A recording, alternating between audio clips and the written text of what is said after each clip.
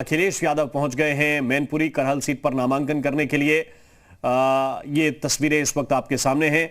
अखिलेश यादव इस वक्त नामांकन करने के लिए जा रहे हैं। उनका रथ, जिस रथ से उन्होंने उत्तर प्रदेश में काफी यात्रा की है, इसी रथ से वो पहुंचे हैं नामांकन करने के लिए। ये तस्वीरें इस वक्त आपके सामने हैं और करहल सीट से नामांकन भरने के लिए पहुंच रहे हैं समाजवादी पार्टी के मुखिया और पूर्व मुख्यमंत्री अखिलेश यादव। तस्वीरें इस वक्त आपके सामने हैं। महत्वपूर्ण सीट है ये समाजवादी पार्टी के विरासत को लेकर। पिछले जो 3 विधानसभा के चुनाव हुए हैं उसमें यहां से समाजवादी पार्टी के उम्मीदवार को ही जनता ने विजयी बनाया है और इसलिए ये समाजवादी पार्टी का गढ़ कही जाती है। जिस तरह अखिलेश यादव को भी आपने सुना, उन्होंने कहा कि नेताजी का पुराना लगाव और एक तरह से उनके लिए ये दूसरा घर है और इसीलिए वो करहल विधानसभा सीट से चुनाव लड़ने के लिए आए हैं। अखिलेश यादव विधानसभा चुनाव लड़ने जा रहे हैं इस चुनाव में और उन्होंने करहल सीट से चुनाव लड़ने का मन बनाया है। वहां से नामांकन करने के लिए आज पहुंचे हैं अखिलेश यादव। करहल की जनता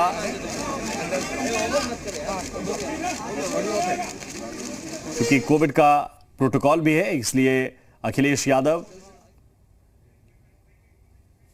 की अगर मैं बात करूं करिश्मा, तो साल 2002 ही वो साल था जब सोवरेन सिंह यादव भारतीय जनता पार्टी की ओर से खड़े हुए थे और वो हार गए थे।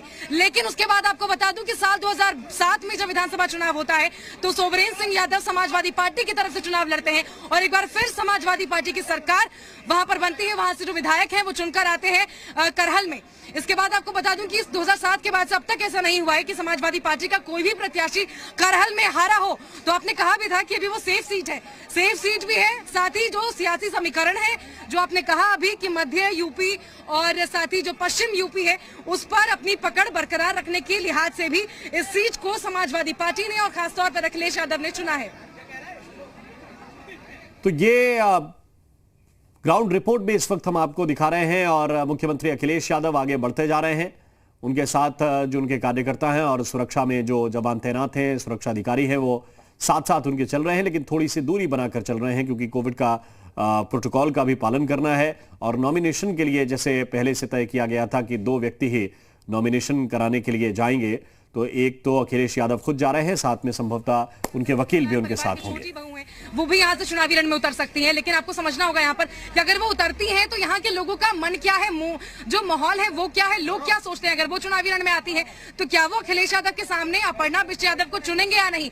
तो आपको बता दूं कि कल ही मैं करहल के लोगों के बीच थी, दिन भर मैं उनके साथ रही, मैंने उनसे बातचीत की, सपा समर्थकों से मिली। उनका लगातार यही कहना था कि अगर अपर्णा बिष्ट यादव उतरती भी अखिलेश यादव के सामने तो भी सिर्फ और सिर्फ अखिलेश यादव को ही समर्थन देंगे और चुना जाएगा। साफ तौर पर लोगों का यह भी कहना था कि अगर अपर्णा यादव चाहती है जीतना तो किसी और सीट को चुन ले, लेकिन करहल की सीट से तो किसी भी सूरत में जीत कर नहीं आ सकती हैं। इसके साथ ही देखिए मैं बता दूं आपको कि लगातार लोगों का भी यही कहना है। और अब क्योंकि मैं मैनपुरी में हूं और मैनपुरी सदर की सीट यहाँ पर है, विधानसभा की 4 सीटें हैं यहाँ पर। मैनपुरी सदर सीट है, किशनी है, यहाँ पर भोगांव है, करहल है। 4 विधानसभा सीटों के जो प्रत्याशी हैं आपको बता दूं वो चारों इस वक्त अखिलेश यादव के साथ है। 4 सीटों में पर्चा दाखिल होना है और 4 सीटों में ही पर्चा दाखिल करते हैं वो अखिलेश यादव के साथ अंदर नजर आने वाले हैं। तो अखिलेश यादव अब अंदर की तरफ दाखिल हो चुके हैं करिश्मा और अब से थोड़ी देर में नामांकन कर देंगे। पहली बार चुनावी रण में उतर रहे हैं अखिलेश यादव, इसीलिए भी कहा जा सकता है कि लोगों के अंदर उत्साह बहुत ज्यादा है। भी इस वक्त हम आपको साथ साथ दिखा रहे हैं और ये तस्वीरें आपने देखी। अखिलेश यादव भी अंदर गए हैं और मैनपुरी सीट के जो बाकी उम्मीदवार हैं इस जिले के, वो भी अखिलेश यादव के साथ अंदर गए हैं और सबके साथ एक एक व्यक्ति अतिरिक्त, कुल मिलाकर 2-2 लोग एक विधानसभा क्षेत्र से पहुंचे हैं। तो कुल मिलाकर 8 लोग यहां से अंदर जाते हुए आपने अभी देखे होंगे और ये जिलाधिकारी मैनपुरी का कार्यालय और मैनपुरी में ही सभी सीटों का पर्चा एक साथ दाखिल करेंगे समाजवादी पार्टी के सभी उम्मीदवार जो मैनपुरी जिले की अलग अलग विधानसभा सीटों से चुनावी मैदान में इस बार उतर रहे हैं। सबसे महत्वपूर्ण और सबकी निगाहें इसलिए करहल सीट पर हैं क्योंकि विधानसभा के रण में पहले अखिलेश यादव कभी सीधे नहीं उतरे हैं। इससे पहले जो 2012 का चुनाव था, जमीन पर जरूर थे, संगठन जरूर देख रहे थे, लेकिन खुद उन्होंने वो चुनाव नहीं लड़ा था। उनके पिता मुलायम सिंह यादव के नेतृत्व में वो चुनाव लड़ा गया था। लेकिन ये जो चुनाव है वो अखिलेश यादव सीधे फाइट इस बार विधानसभा में करेंगे और करहल विधानसभा सीट उन्होंने चुनी है। मैनपुरी जिले की ये बहुत ही महत्वपूर्ण विधानसभा सीट है। हमारे सहयोगी अनुज इस वक्त ज्यादा जानकारी के साथ हमारे साथ जुड़े हुए हैं। अनुज, कार्यालय के अंदर पहुंच गए अखिलेश यादव? जी बिल्कुल, यहाँ पर मैनपुरी कलेक्ट्रेट के अंदर अखिलेश यादव चले गए हैं 2 प्रस्तावक के साथ, और अब से कुछ ही देर बाद बाहर आएंगे तो मीडिया उनसे बात करने की, हम उनसे बात करने की कोशिश करेंगे। सैफई वो कल पहुंच गए थे शाम को, और उसके बाद आज सुबह लगभग 11 बजे वो अपने रथ पर सवार हुए और गाड़ियों के काफिले के साथ वो मैनपुरी के लिए निकले, मैनपुरी कलेक्ट्रेट के लिए निकले। करहल होते हुए आए जहां से वो चुनाव लड़ेंगे। करहल में जगह जगह पर लोगों ने पॉइंट बना के रखे थे और जगह जगह पे स्वागत हो रहा था। क्योंकि 35 से 40 किलोमीटर का ये लंबा सफर था और उसको तय करते हुए अखिलेश यादव यहाँ पर पहुंचे हैं। हालांकि जितना समय लगना चाहिए था उससे काफी ज्यादा लगा, क्योंकि उनके समर्थक जो थे वो वहां पर मौजूद थे। इतना ही नहीं, अखिलेश यादव के साथ 2 विधानसभा सीटें और हैं जो जिनके प्रत्याशी वो भी यहाँ पर नामांकन कर रहे हैं। अगर यहाँ के लोगों की बात करें, करहल के लोगों की बात करें, कार्यकर्ताओं की बात करें, तो एक भारी जोश, भारी उत्साह देखा जा रहा है उनके मन में। और जगह जगह पर भीड़ लगी हुई थी, फूल मालाएं लेकर यहाँ पर लोग खड़े थे अखिलेश यादव का स्वागत करने के लिए। और अब से कुछ मिनटों पहले ही उनका रथ कलेक्ट्रेट पहुंचा हुआ है और अभी अखिलेश यादव उतरे। जब हमने उनसे बात करने की कोशिश की तो उन्होंने कहा हम बाद में बात करेंगे, तो उन्होंने मीडिया से तो बात नहीं की, लेकिन सीधे नामांकन भरने करहल सीट के लिए अंदर चले गए हैं। बिल्कुल, बाकी सीटों के, मैनपुरी जिले की जो अलग अलग सीटें हैं उनके उम्मीदवार भी उनके साथ गए हैं अनुज? जी बिल्कुल, उनके उम्मीदवार भी उनके साथ गए हैं, क्योंकि यहाँ सिक्योरिटी बहुत टाइट की गई है। देखिए, ध्यान रखना पड़ रहा है यहाँ पर जो स्थानीय प्रशासन है उसको, कि कोविड प्रोटोकॉल का पूरा ध्यान रखा जाए।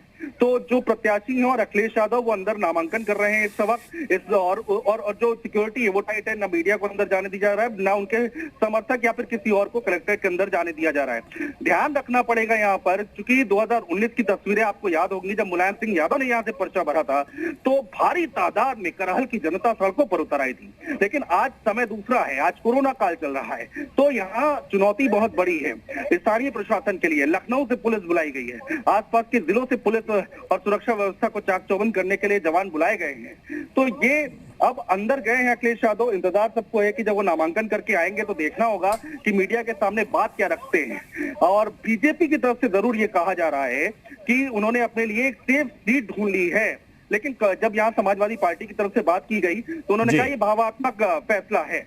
तो तरह तरह की बातें, तरह तरह के रंग यहाँ से निकल कर आ रहे हैं। बहुत बहुत शुक्रिया, बहुत धन्यवाद अनुज आपका। तो नॉमिनेशन करने के लिए अखिलेश यादव अंदर पहुंच गए हैं।